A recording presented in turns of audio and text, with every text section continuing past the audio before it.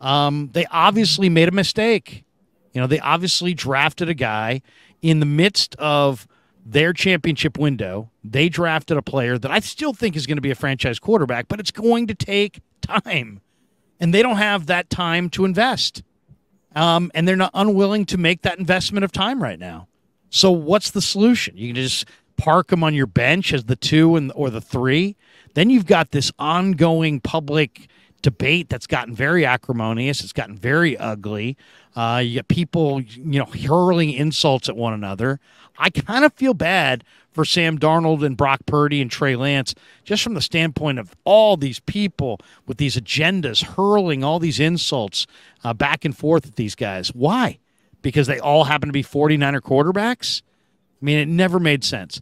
Let's hear what Shanahan said today on KNBR on the radio during their sponsored hit, and then we'll go from there.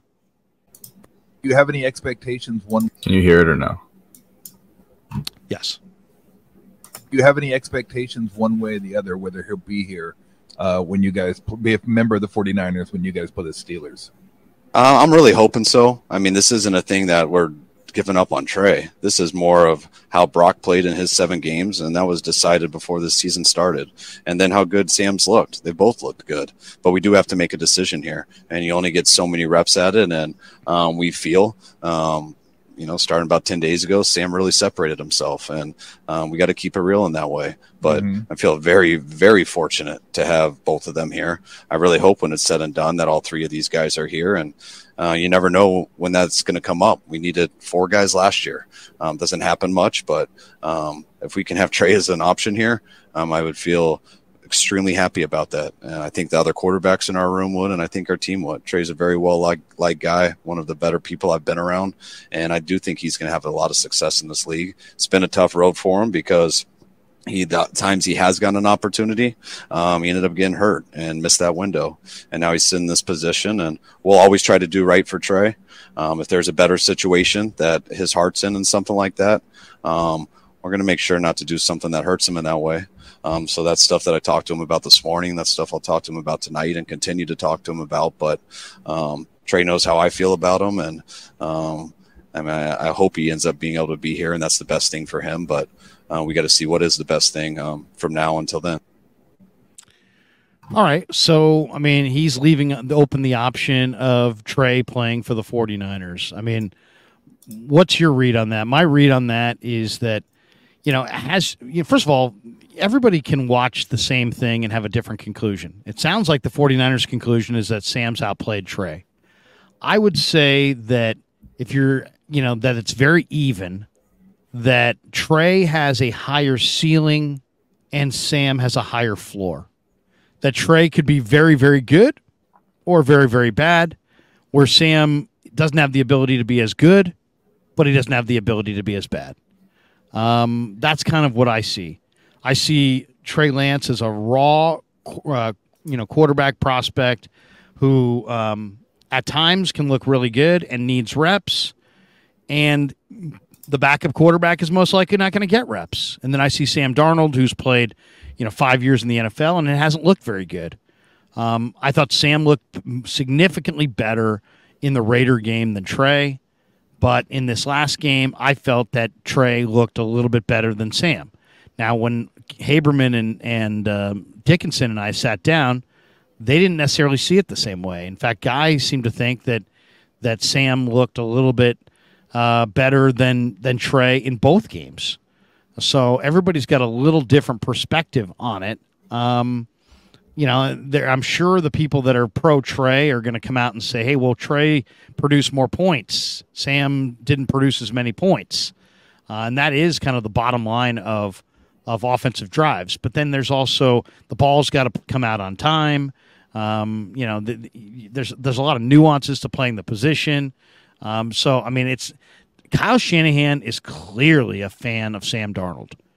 He's compared him to Steve Young, and not that he's going to be a Hall of Famer, but that Steve remade his career with the Niners in a much better situation after a rough go in Tampa.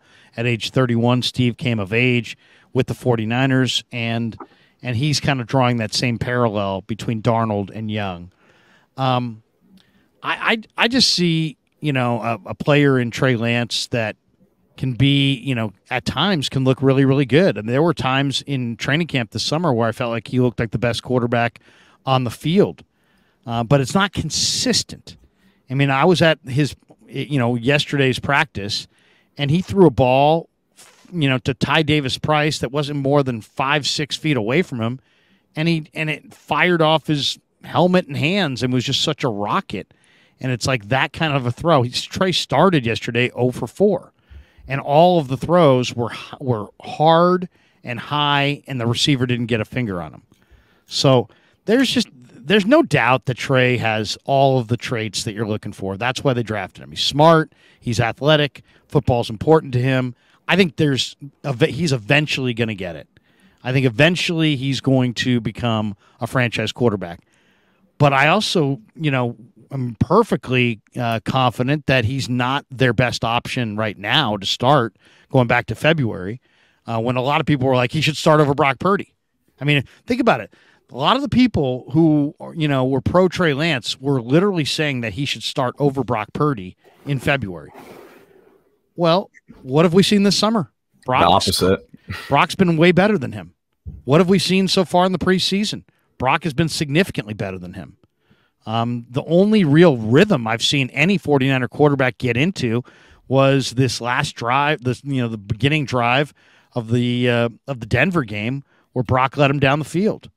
So I think if there would be a mutiny among the 49er players if Kyle Shanahan tried to start anybody but Brock Purdy. Purdy earned this job with the way he played last year. And the way he played last year, for those who didn't see it, if you extrapolate that out to a full season, now who knows how it would have gone. But his numbers in the games that he played, extrapolated out to a full season of NFL football, are 40 touchdowns and 12 picks. Those are MVP neighborhood numbers. So clearly he's the number one guy. And this, I think, for the 49ers, I think if they are indeed going with Sam, it's because Shanahan believes in Sam. But I also have to think that it has something to do with the entire dialogue that surrounds this debate. It's gotten ugly. It's gotten contentious. It's divisive. It's gotten really, really ugly. Really, let's be totally honest about it. It's gotten really ugly. People, hurling all kinds of insults at each other. It's divided the fan base. And so if you're Kyle Shanahan, I wouldn't, there in that soundbite, it sounded like he was totally open to Trey being on the team. But it sounds like they're going with Sam. And it sounds to me like they're going to leave it up to Trey?